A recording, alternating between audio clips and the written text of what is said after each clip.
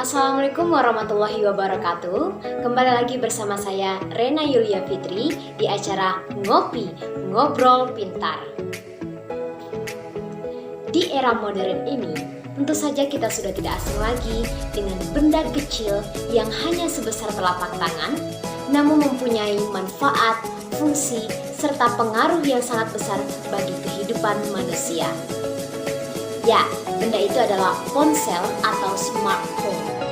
Sesuai dengan namanya, smart berarti pintar. Kenapa dikatakan pintar? Karena dengan benda sekecil ini, kita dapat mengakses apapun dan dari manapun, bahkan seluruh dunia, sehingga ponsel ini dikatakan dunia tanpa batas. Namun, hadirnya smartphone menjadi polemik bagi masyarakat kita. Ada yang mengatakan ponsel ini sangat bermanfaat, namun ada pula yang mengatakan ponsel sangat berbahaya. Maka dari itu, pada acara Ngopi Ngobrol Pintar kali ini, kita akan menghadirkan beberapa narasumber yang akan memberikan pendapat serta pandangannya. Apakah smartphone berbahaya? Oke, baiklah. Untuk kali ini saya sudah bersama salah seorang narasumber yang merupakan juga seorang pendidik. Untuk lebih dalamnya mungkin Abang bisa memperkenalkan diri terlebih dahulu. Baik, terima kasih. Perkenalkan, saya Agung Fernando. Kalau gelar akademik ya, masih SOC MPD. Saya dulu kuliah S1 Bimbingan Konseling dan S2 Pendidikan Agama Islam di Pasca Sarjana UIN Imam Bonjol Padang. Sekarang masih menempuh pendidikan doktoral dan masih dalam rangka penelitian disertasi.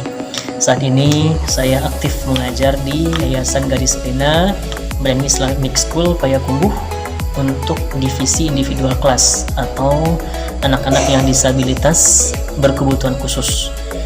Oke, nah berhubung Abang merupakan salah seorang yang jatuhnya orang yang sering di lapangan atau bertemu dengan banyak orang ya. Jadi langsung saja tema kita hari ini adalah tentang apakah menurut Abang smartphone itu berbahaya dari segi apapun mungkin? Iya, baik, terima kasih.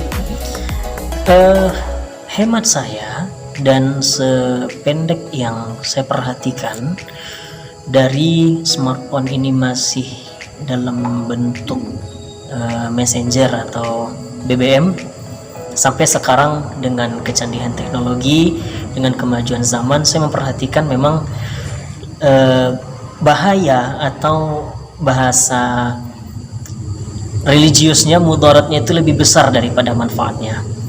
Ya, meskipun memang kita tidak memungkiri dan kita tidak menafikan bahwa smartphone ini memberikan ilmu, pengetahuan, bahkan membantu kita dalam banyak hal, akan tetapi ada beberapa fenomena yang kita saksikan tapi kita abai, kita lupa atau terlena dengan itu. Saya bisa memberikan masing-masing satu contoh dari kehidupan atau animo masyarakat kita. Pertama, dari sisi keluarga, kehidupan keluarga, apa bahayanya? Anak-anak sekarang itu sudah tidak ngeh atau tidak lagi mengerti atau tidak lagi faham dengan panggilan orang tua. Ketika orang tuanya memanggil anak, nak kemari, nak sholat, nak belajar, sementara anaknya sibuk dengan handphone. Artinya apa? Anak sudah membangkang kepada orang tua. Ini dari sisi keluarga. Dan tidak tertutup juga kemungkinan bagi orang tua itu sendiri. Ada orang tua yang sibuk dengan handphonenya, lupa dengan mendidik anak, lupa dengan kewajiban sebagai suami, sebagai istri. Nah, ini salah satu bahaya yang sudah laten, sudah lazim, akan tetapi kita menganggap ini masih biasa-biasa saja.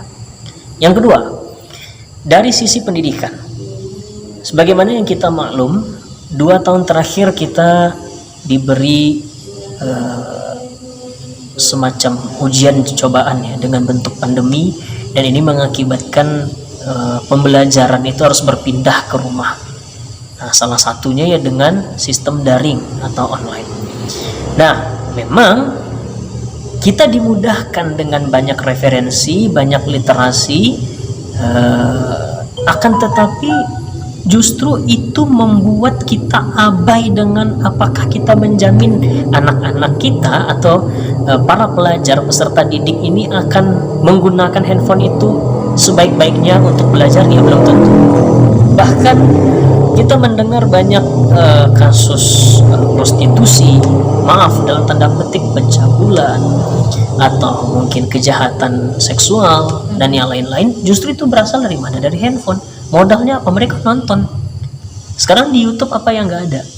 Sekarang di sosial media apa yang nggak ada? Nah, bermodal dari tontonan yang menjadi tuntunan yang berasal dari tontonan ini berakibat fatal bagi anak-anak kita dari sisi pendidikan, ya kan? Nah, yang ketiga dari sisi sosial, ya, kita tahu bahwa manusia itu makhluk yang tidak bisa hidup sendiri. Nah, contoh ringan saja, dulu kalau kita pergi ke satu daerah menggunakan angkutan umum atau bus, itu kita yang berasal dari daerah yang berlainan itu saling sapa, senyum, salam, sapa, itu budaya kita dulu. Jadi kita tahu, oh si A berasal dari daerah ini, si B berasal dari daerah itu.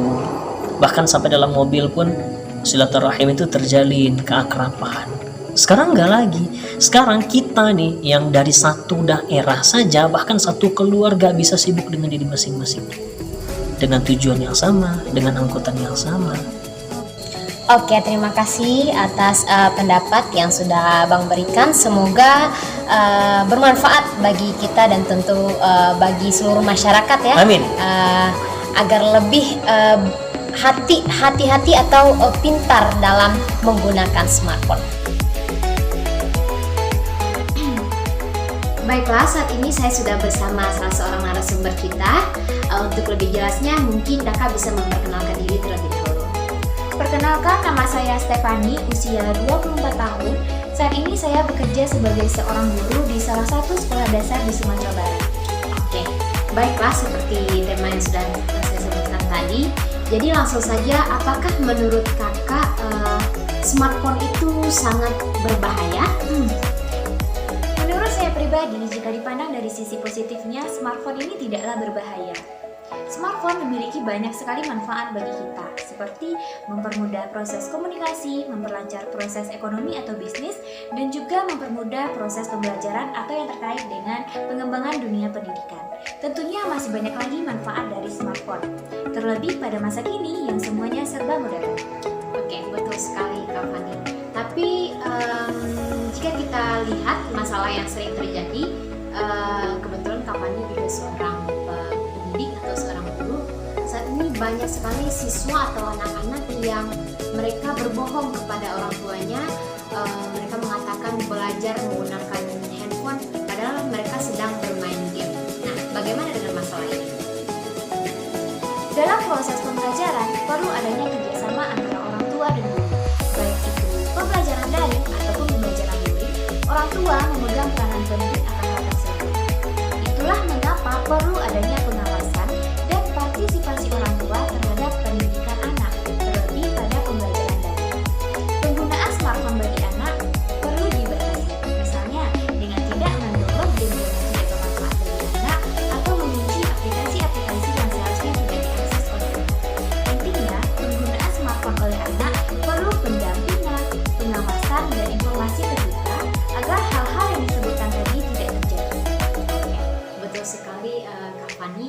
Berarti pada kesimpulannya peran orang tua saat ini sangatlah penting dalam penggunaan smartphone oleh anak-anak. Nah, itu dari segi pendidikan. Bagaimana dari segi sosialisasi? Seperti yang kita temukan, misalnya ada orang yang berkumpul di suatu tempat seperti di terminal atau di dalam angkot, banyak sekali orang yang sibuk dengan gadget atau smartphone masing-masing tanpa bertegur sapa, dan tentunya hal tersebut menghilangkan budaya kita, yaitu budaya tegur sapa. Nah, seperti yang saya maksud pada poin pertama tadi, baik buruknya penggunaan smartphone ini tergantung pada pribadi kita masing-masing. Dan tidak bisa kita pungkiri bahwa smartphone ini memiliki banyak sekali manfaat, terlebih di bidang komunikasi. Dengan adanya smartphone, kita dapat berkomunikasi dengan siapa saja, kapan saja, dan di mana saja, di luar negeri sekalipun. Untuk itu, kita sebagai pribadi yang baik, bijaklah dalam menggunakan smartphone.